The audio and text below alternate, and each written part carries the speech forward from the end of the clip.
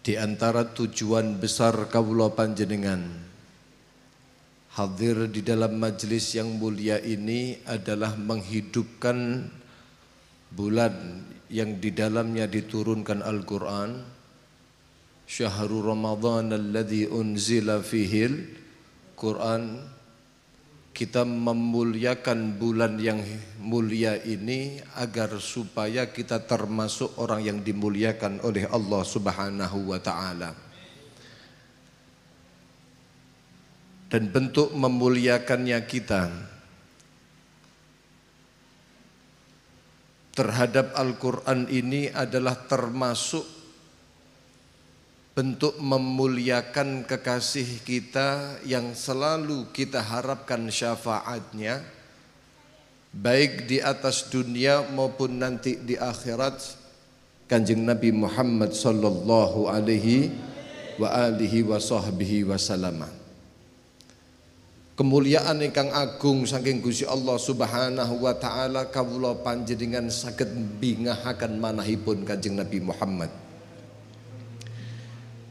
Karena terkait dengan Al-Quran, ketika umatnya Kanjeng Nabi Muhammad tidak sejalan lagi dengan Al-Quran, ketika umat Nabi Muhammad sallallahu alaihi wasallam tidak lagi berpegang teguh dengan Al-Quran, ketika umat Nabi Muhammad sallallahu alaihi wasallam tidak lagi membersamai Al-Quran di dalam setiap waktu yang dilewatinya, maka akan menjadi satu hal yang berat di hati Rasulullah sallallahu alaihi wasallam, sehingga Nabi Muhammad mengadukan kepada Tuhannya Allah Subhanahu wa taala, wa qala ar-rasulu ya rabbi inna qaumi ittakhadhu hadzal qur'ana mahjura.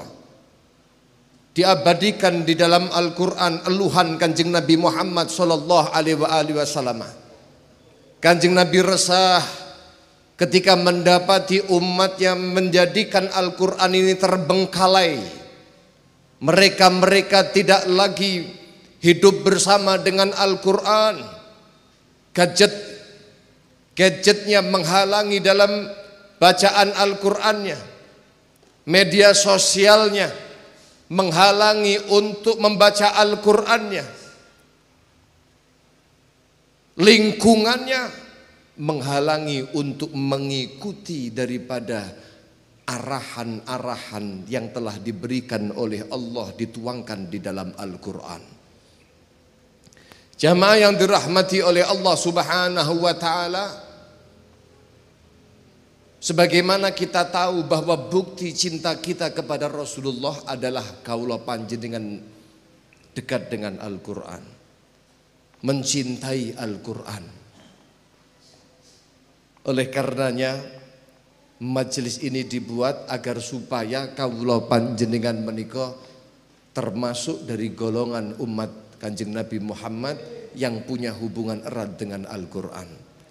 Bilih wau panjenenganipun Yai Syafaat sampun dawuhaken tentang bagaimana dawuhipun Sayyidina Abdullah bin Mas'ud. Kula teringat Sayyidina Abdullah bin Mas'ud niku ugi natos dawuhaken.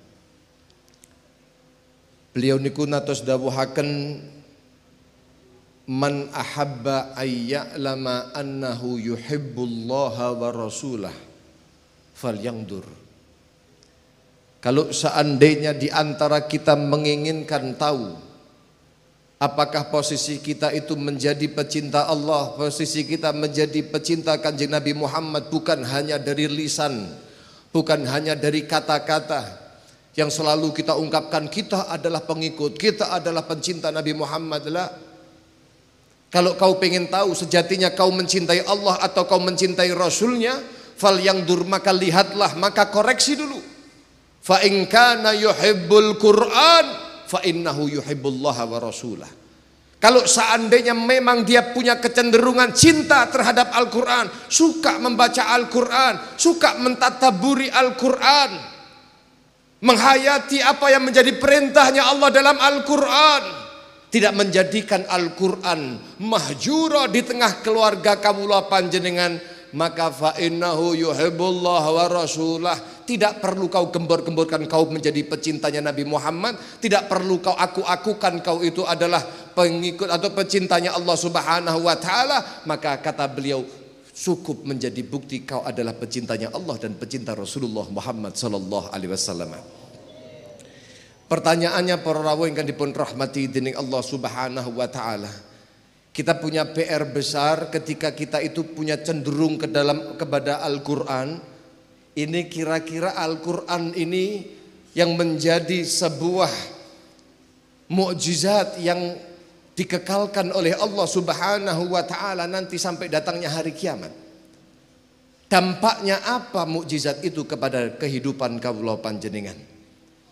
Apa dampaknya Al-Qur'an kepada kita? Bukankah kita telah memahami bahwasanya ketika orang ingin bersih hatinya baca Al-Qur'an, ketika seorang ini ingin mendapatkan kesuksesannya baca Al-Qur'an, ketika kawula panjenengan ingin mendapatkan mutmainnah di dalam hati, ketenangan dalam hati, ketentraman, baca Al-Qur'annya. Kadang-kadang kita tidak dapati itu bukan masalah Al-Qur'annya, tapi masalah ketika kita tidak memenuhi akan haknya Al-Qur'an. Al-Imam Al-Ghazali beliau mengatakan kullu haqqin idza u'tiyah huquqahu dhuharat haqiqatuh.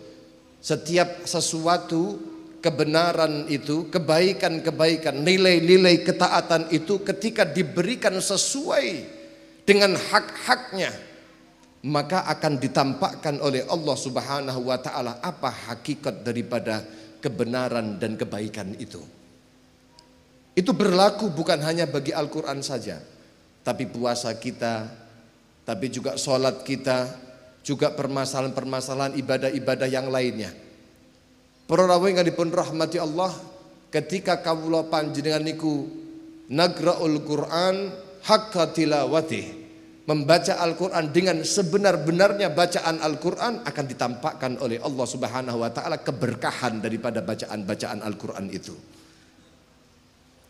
Para ulama menyimpulkan bahwa Al-Qur'an itu ada bagian-bagian yang harus dipenuhi. Jadi qiraatul Qur'an haqqa tilawatih itu ayyashtarika fihil lisan wal aql wal qalb.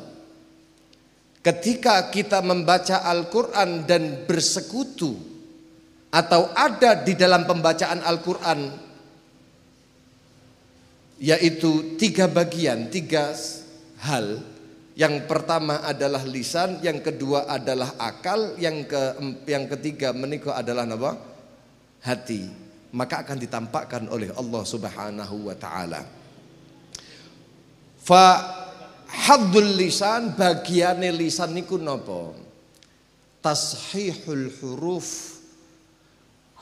Huruf-huruf yang keluar dari lisan kita ketika membaca Al-Qur'an niku bener. Wa tartilul qiraah, maca niku kanthi tartil, mboten ngewes pokur nyeblak mawon mboten, tapi kudu perintahipun Gusti Allah napa teng Al-Qur'an warattilil Qur'ana tartila. Kitabun anzalnahu ilaika mubarakun liyadabbaru ayatihi waliyatadzakkara ulul albab. Yang kedua adalah hadzul qalbi. Hadzul napa? Bagiane ati. Napa bagiane ati menika? Tadabbur. Ngangen-ngangen waosan dalam Al-Qur'an. Makanya kula sampai sakniki Pak, Qur'an ingkang kawula biasa waos menika Qur'an terjemahan perkata. Nggih, terjemahan perkata. Pokoknya enek sing mboten paham mandeg dhisik didelok terjemahan perkata secara global mawon. Niki sampun termasuk tadabbur napa? Al-Qur'an. Kalau bisa ya dengan tafsirnya. Para rawuh ingkang dipun rahmati oleh Allah, itu ku bagiane napa menika akal. Bagiane akal, mboten bagiane hati. Kalau ralat bagiane akal menika tadabbur, mengangan-angan. Sing nomor 3 bagiane ati. Hadzul qalbi niku napa? Adalah ta'assur. Ketika kawula panjenengan maos Al-Qur'an, dampak daripada bacaan Al-Quran itu apa?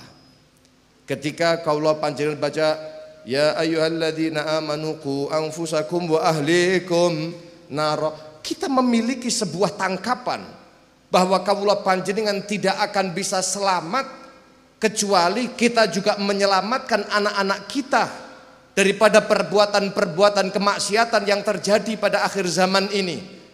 Maka ketika kaula panjenengan baca Al-Quran, kita mengambil sebuah mau'idhah, sebuah pitutur saking Gusti Allah Subhanahu wa taala, sehingga ada athar takut di dalam hati kaula panjenengan. Disebutnya surga, rindu kepada surga. Disebutnya tentang azab, takut akan terjerumus kepada azab itu namanya at-ta'atsur fil qiraah, adanya dampak di dalam bacaan. Nah, ketika tiga bagian itu dipenuhi, akan ditampakkan oleh Allah bagaimana hebatnya Al-Quran yang diberikan oleh Allah kepada kita sekalian. Mugi-mugi kawula panjenengan semuanya niku termasuk wong-wong sing ahli Al-Quran, tiang-tiang piantun-piantun ingkang dipun berkahi oleh Allah karena sebab Al-Quran. Allahumma amin. Kaula mewakili daripada Majelis Khatmil Quran, mewakili daripada Dewan Guru, Dewan Syura, daripada Majelis Khatmil Quran keliling Kediri, ngaturaken matur suwun sangat kepada jajaran takmir Masjid Baitul Muhajirin dan juga masyarakat Bedali mriki, ngaturaken matur suwun sangat atas semua bentuk ta'awun alal birri wa taqwanya, dan kemudian juga menghaturkan ribuan maaf apabila tidak sesuai dengan ekspektasi panjenengan, sesuai dengan harapan panjenengan. Mugi-mugi semakin tahun semakin baik majelis menika, semakin terus berikan istiqamah oleh Allah Subhanahu wa taala. Amin ya rabbal alamin. Wal afu minkum. Assalamualaikum warahmatullahi wabarakatuh.